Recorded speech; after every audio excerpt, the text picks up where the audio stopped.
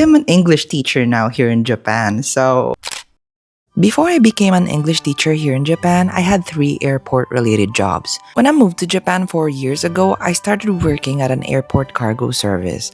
We were unloading heavy things from a compartment of I don't know what, carrying boxes that seemed like they had the weight of Godzilla's body parts, lifting sacks that are half my weight. I wasn't having it. The weight was so low it could reach the last circle of hell. And besides, how could a Disney princess like me endure that? It's not fitting for the brand. Anyway, I don't intend to paint it like I suffered in there for a long time because after 2 weeks, I quit. The next job I had was washing the carts that are being used mainly for food on the aircraft, all the eating utensils that needed to be washed clean after passengers used them, and sometimes I'm placed on the side of a fast-moving conveyor belt with used economy trays with leftover food on them, and the task was to get the utensils and place it on the basket beside us, and since it moves faster than a father leaving, occasionally the liquids from those trays would spray on my face and it was freaking disgusting. So freaking disgusting that I cried after the shift. I lasted there for 6 months until I moved to the food arrangement department. It was so cool until it's not. So after 4 months, I left the company. The last airport-related job I had was with the former company where I was making salads and doing fruity stuff. No pun intended, putting bread in a plastic bag. And the longest job I ever kept because I had stayed there for almost 3 years. And then I felt stagnant in life and I hated that feeling. So I gotta keep moving forward and keep evolving. So that's what I did. Took a huge risk, gave those 3 years of employment up for a job I didn't even know I could get. But all is well that ends well.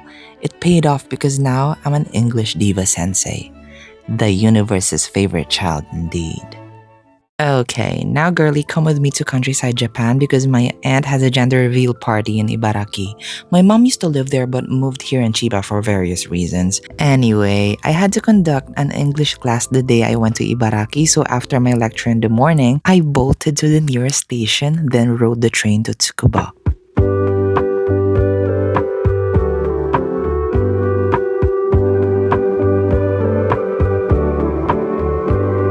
After that, I took the bus to Mito Station. Then mom said we won't meet at Mito Station, instead at a different station.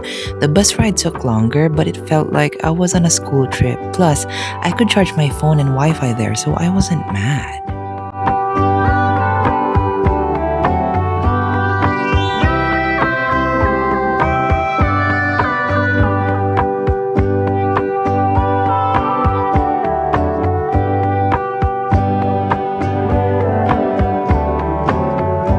More than an hour later, I'm with my siblings. My sister saw me first, then there's my brother, then there's mom at the recharge counter, and after we got out of the station, we all sat outside of a burger place waiting for my aunt and uncle to go and pick us up.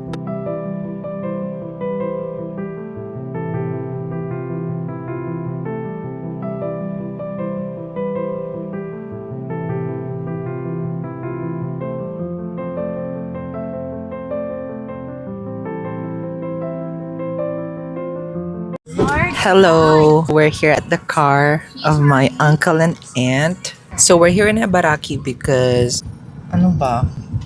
Basta may gender reveal yung tita ko. Tapos, maintindihan yung gender reveal. Ba't pinangungunahan nila yung bata? Diba? Eh, paano kung bading? Oh. Kasali daw. Oh. Feeling ko lalaki. Naka-blue nga ako. Meron akong blue, feeling ko lalaki. We're gonna go to Joyful to look for gifts. Huwag kang lumapit kay Early. Yun nga. Balik. Di ko nga lalapitan yung anak ni Tito Nonoy. Baka masisipa ako pa naging badig yun. We decided to go to Joyful Honda and boy was it fun. The mall's vibe is beyond great and now it makes sense why my mom loves this city and why she looks so much happier here. It's vibrant. Close up mo anak para Framing. We got separated from my aunt and uncle for a while and it's just me and mom strolling and looking at the stores in the mall. Mom keeps reminiscing about the time when a certain store wasn't there and now it's there. The store that closed and what replaced it, where she and her sisters and friends would hang out and all that. After a walk in the mall with my mom, we ate dinner at the food court there too. It was a nice and warm spring weather the next day. We had 2 celebrations, the gender reveal and Mother's Day. Can I just say that I really like the slow mornings here in Ibaraki? It's just so chill, relaxed, and just no stress at all. The gender reveal will be after lunchtime. In the morning, it was praise and worship celebration for Mother's Day. We gave flowers to the mothers as they deserved it and even more, while kids were on the floor making Mother's Day cards. Then, that portion of the day was wrapped up with the luncheon. There was also a special table where mothers sat, where my mom and aunt sat. After that, the gender reveal comes forth.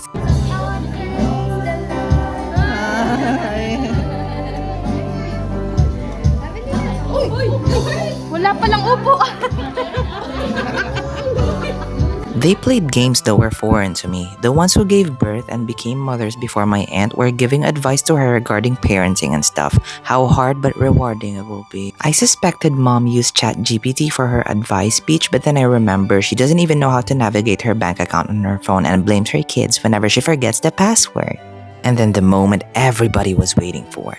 Is the baby gonna be a boy, a girl, or a Gemini? 3, 2, 1. And it was a human. I was hoping for a unicorn, but whatever. Uy, sigurado na tayo. Boy talaga Japan to eh. Sige, sige. Moments after we found out that the baby would have XY chromosomes, we just ate some cupcakes. After that, I went to my aunt's house to get my things for I had to go home today because I have work the next day. The first train we got on had some frozen in time policies. They say it's part of its wonder. And some Studio Ghibli vibes to it. And the second train gave us spectacular views of the countryside Japan. Rice fields, traditional Japanese homes that remained untouched by time, this beautiful lake as it reflects the sunset. It was the most relaxing train ride I've ever been on. One train and a bus ride later, I got home, did my skincare, so tired, me slept. The next day, it was time to teach the lingua franca of the world, French. So I just had an English lecture for 2 hours and that's my day. A few days later, it was a rainy morning commute to work.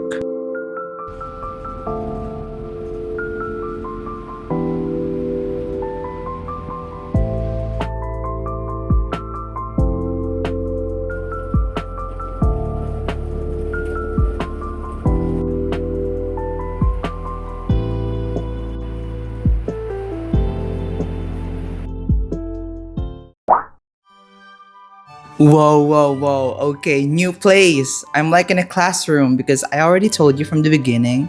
I am an English teacher now here in Japan. So, yeah. So today I'm the first one to come here. I opened up the doors of the English Academy and stuff. And I'm gonna give you a little tour of the place because why not? I already asked the CEO of the company to like, hey, can I film around the academy or whatever? And she said yes. So here you can see the printers and all that, and there's a computer too. This is where the CEO and the teachers sit. There's a classroom here for like lots of students. The other one is just right here when the students are few. And we have some printing machine over here and then a toilet, a sink and all that. Girl, this is their playtime table. Uno cards, Pokemon or whatever. I came early. I think it's around 9:08 a.m. And that's why I get to film. I'm so happy that I get to do this here in Japan because I've been wanting to do this job for a very long time because I am really passionate about the English language. That's why I write songs in English, write poems. I used to write stories, but that was when I was 10 years old. If you have like hobbies like that, you tend to lean towards it, and that's what I did. So see you guys later, maybe after the class or when I get the time to film, I will film. After I taught the students the language that was invented by Taylor Swift, I went back to Narita and I didn't even know that today's Uno Fun. It's an annual event where the local mascots of every city in Japan come to Narita and roam around Omotesando. I found some, so I filmed them like it was the way of catching them as Pokemons. And you know what? Some of them got really tired, and it is understandable because Narita Omotesando is like an uphill battle when you're coming back. So I understand this bread. I don't know if he's a bread or a sushi. Maybe. For the rest of the day, I just strolled around Narita like a tourist, and there's a lot of new cafes there now. Wow.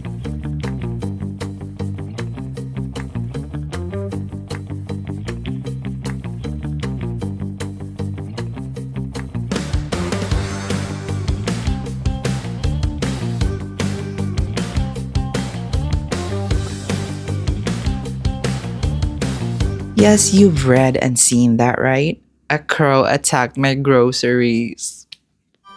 Yeah. And I thought this vlog couldn't get more interesting, but yeah, it did. What the crow did was it pecked onto the bread. This is a new one. I went back to the grocery store and bought bread and the Kewpie mayonnaise because the crow damaged the bread and the Kewpie mayonnaise. It pecked right here and just one peck and then it flew. It didn't even take the whole loaf, which is offensive. You might be asking what happened to the damaged Kewpie and the bread. I threw it away. Hello, Girly Pop. In case you forgot, on May 29th, my debut single Adam and Steve will come out. Please stream it. It's gonna be available on all music platforms. Thank you so much. Toodaloo.